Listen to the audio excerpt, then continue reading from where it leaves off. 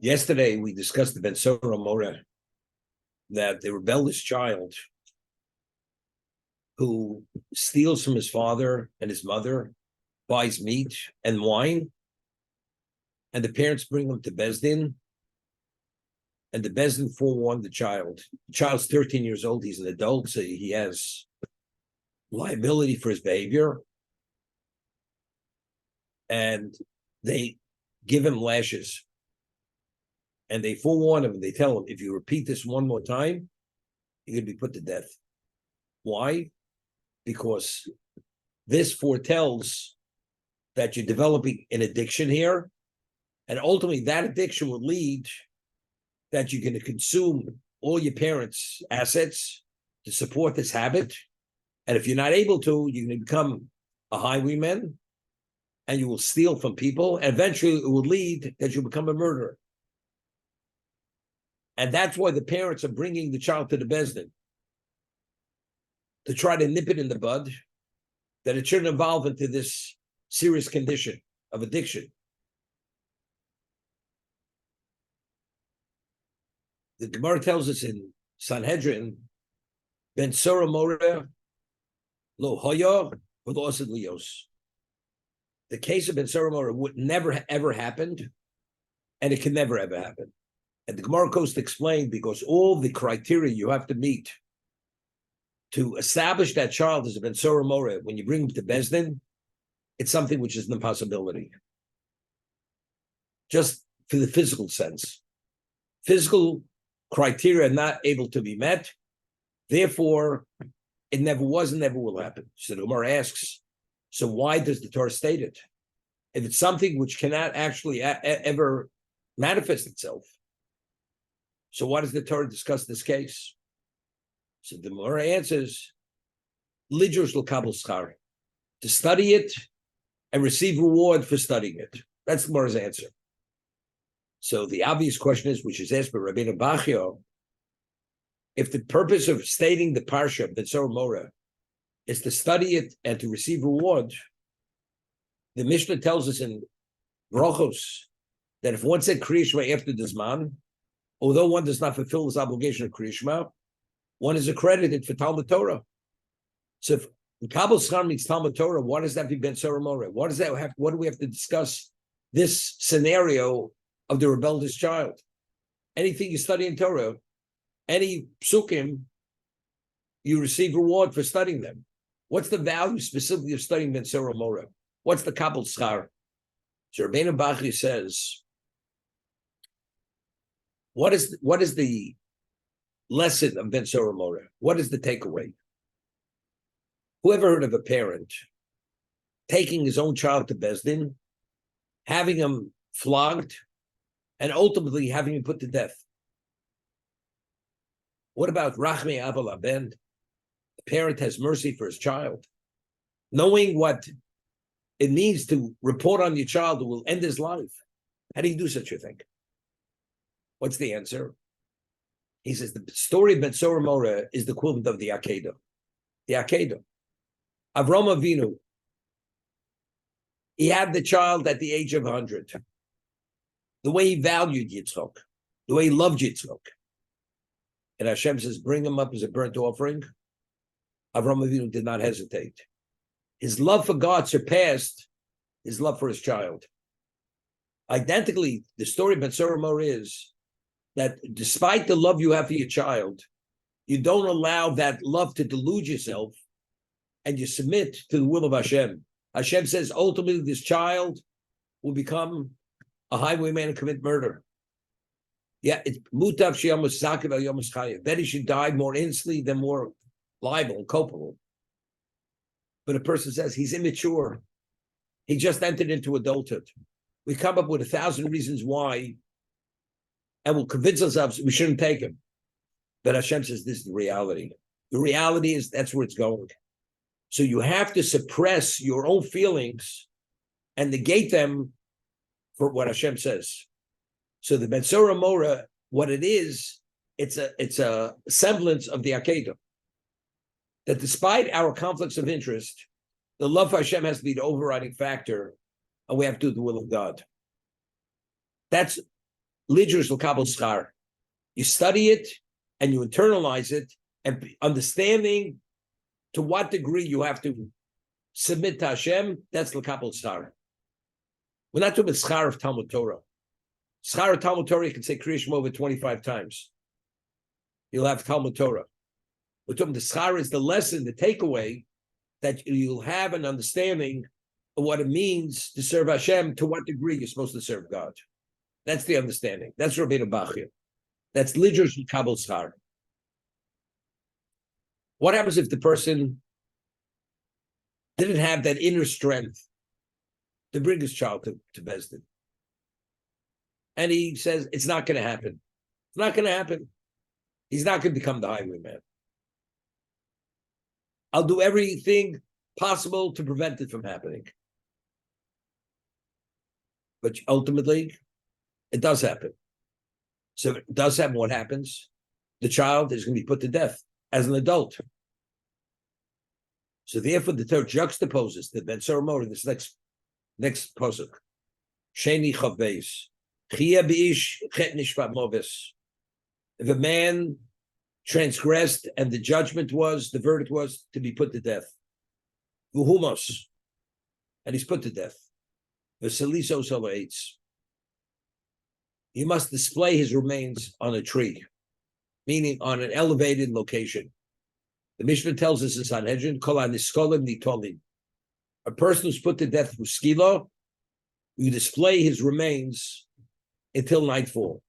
So the Mishnah says, what do? And that's to disgrace him. You display it a moment before Shkia, and then you take it down immediately. We'll see in a moment. Why? That since the Jew is B'Tselem Elokim, displaying him is disgracing Hashem. So Hashem says he must be displayed. So it's even for a moment. So the day that you display him, he has to be up the whole day. So if you put him up at the very end of the day, a moment before Shkia, you fulfill the mitzvah of V'salis Ol Eitz. Let's see Rashi. Smichos Aparshis Magid. The juxtaposition of this person being put to death to Ben Soromor. What does it teach us? Shimchosim Oviv Imo Olov. That if the father and mother, they have pity on their child and they cover up for their child, so if she hates the Tabasra, ultimately he's going to take a bad path. He's going to take a bad path. The Yavor Averos, and he'll do many sins. He'll transgress much. And ultimately be put to death. That's the lesson of the juxtaposition. If the parents don't heed what the Torah says, that ultimately that's where it's leading, and they cover up and they delude themselves, ultimately, unfortunately, the proof is going to be in the pudding. Ultimately, he's going to become that, and he's going to be put to death. I once said, Rav Shimi Yechoy makes a statement, Esav Sodei Liakov. Esav Sodei Liakov. Hadayim Idei Esav, when Yitzchak says, Hakol Kol Yaakov Yidayim Idei Esav, Esav Sodei Liakov. This goes back to time immemorial, back to then. But Rav Shimi Yechoy says more than that. Rav Shimi Yechoy says, Halochi Esav Sodei Liakov. So I asked, what does Rav Shimon have to say? Halachi. Halacha means it's a reality. It's like halacha mishum Sinai. It's etched in stone. Esav Sodei Liakov. Esav Sodei Liakov. You know what it is?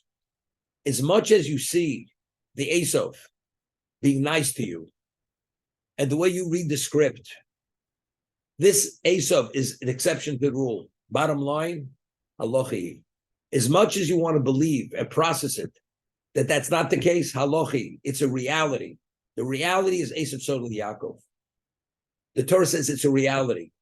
If your child misbehaves in this way, and you allow your feelings to deny the reality of what Hashem says, ultimately, he's going to transgress, be liable for the death penalty, and you're going to see, ultimately, in retrospect, how wrong you were.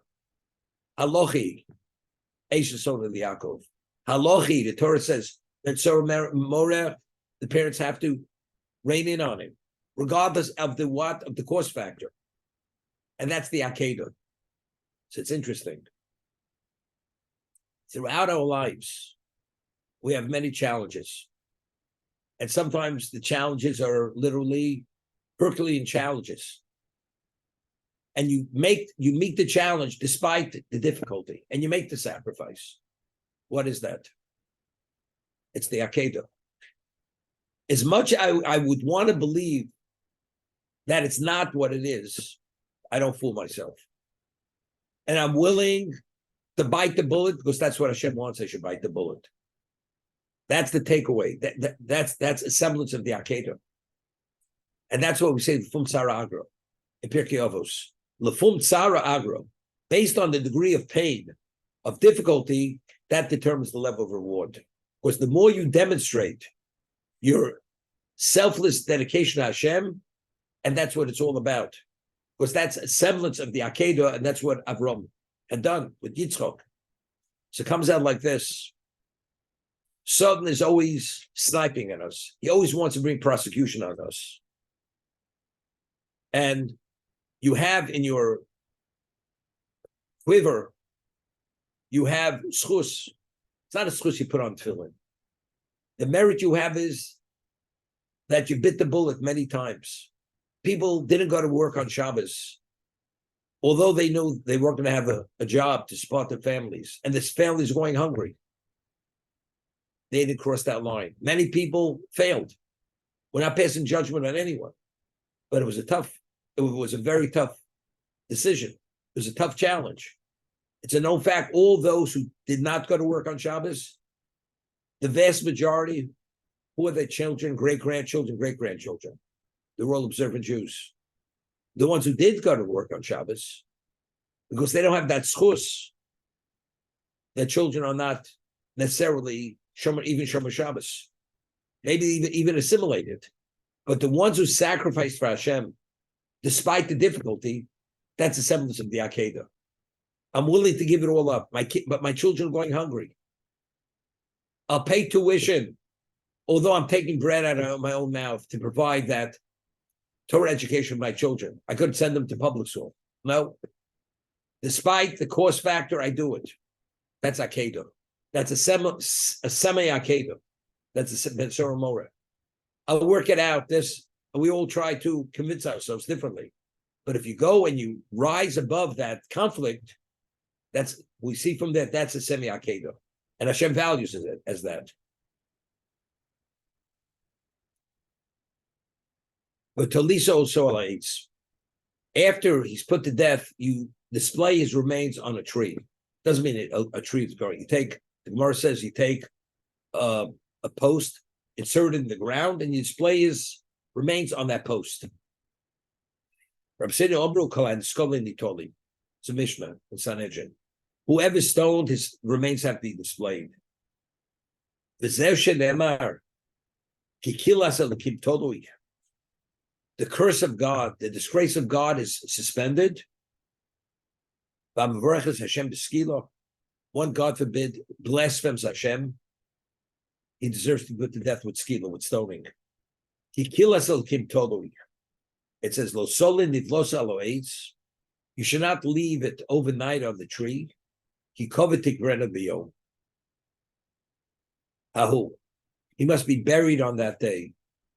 The Torah obligation of ground interment is this pasuk. A Jew must be buried in the ground. He covered tigrena biyom hahu. And that's the reason why you're not permitted to delay the burial. Unless it's covered on this, a person has to be buried as soon as the day that he dies. You're not permitted to leave it for the next day. For your convenience. If it's a question of covered on this, nobody's going to come to the funeral. That halachically you're permitted to delay it for covered on this. But for convenience-wise, I'll delay it till the next day because it's too inconvenient today. The person's not permitted. It's a violation of mitzvah saseh. It's a mitzvah saseh. Covered tikrenu biyomahu. He must be buried on the day that he dies. Okay? Why? Kilasal kim toloi. Because the curse of God is suspended.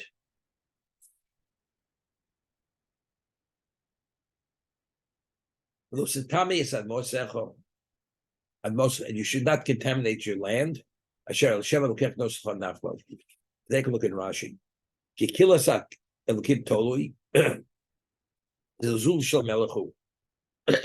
It's a disgrace of the king.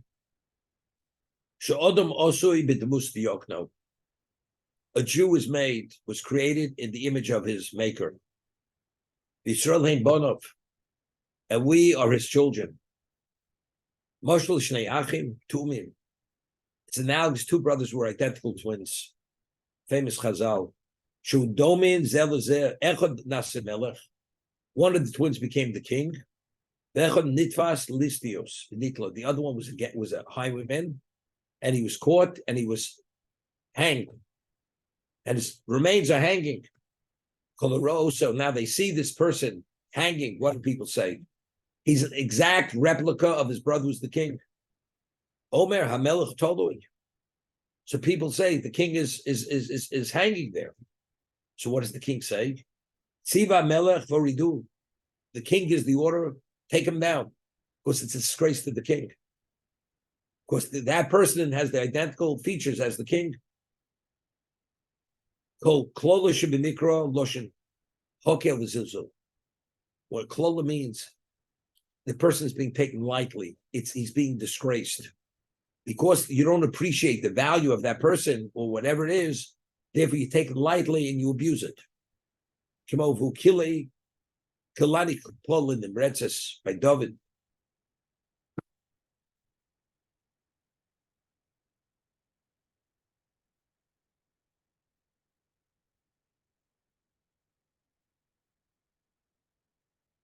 So when the Jew behaves in a certain way, which is unacceptable, we speak Chil Hashem.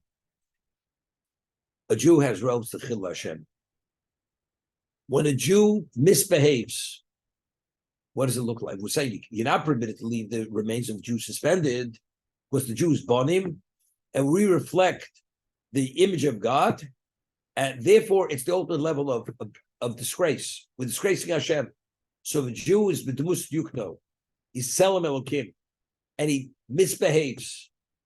He behaves like a goy. What is that? It's a Chil Hashem. Could you imagine? There's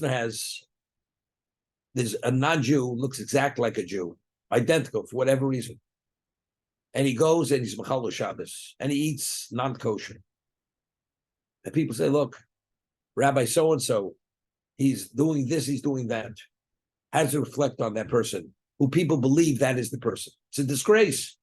So a Jew doesn't live as Hashem prescribes you should live, and you display and magnify everything that Hashem represents, disgracing Hashem. It's Chil Hashem.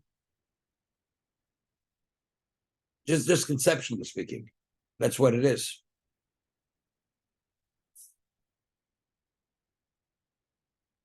I had said the mitzvah of shoftim shotichel chov shorecho.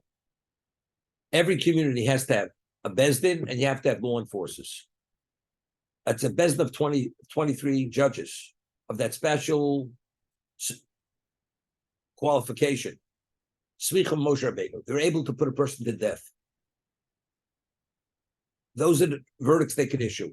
And if you have a community of 125 people, you're supposed to install a bezdin. If the whole value of life is bechira, you have that kind of bezdin, and you have law enforcers, nobody's ever going to cross lines. So seemingly, it infringes on one's bechira. The whole idea is bechira. I could have done the wrong thing, and despite I didn't, therefore I'm a credit for doing the right thing. But if here, by creating this kind of judicial system, you're taking away the bechira from a person who's in his right mind is going to cross those lines. Immediately you're going to be reined in on, and we even have law enforcers. So it's not just a law on the books. These laws are going to be actually implemented. So why is that an infringement on Abchira? That's the question I asked at the beginning of Shoftim.